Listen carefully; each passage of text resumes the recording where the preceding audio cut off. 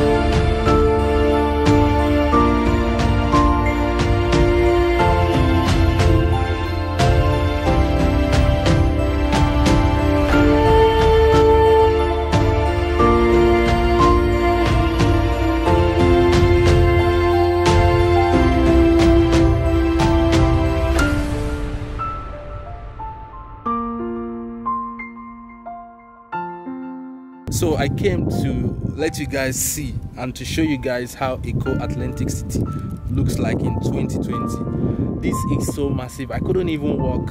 There is a lot. I'm short of words. Like, I don't know what else to say, but it's very massive. This is totally different from what I've seen or any part of Nigeria I've seen so far. It's so huge. But one thing I'm thinking right now is like, it is very, very hot. It is very, very hot. Let's just say because of previously here was a river, right? Is it a river and ocean? I think it was a river. I think previously they say here was the bar beach or something like that.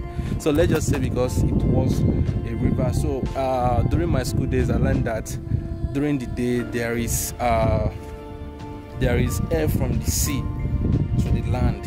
Then while during the night there is the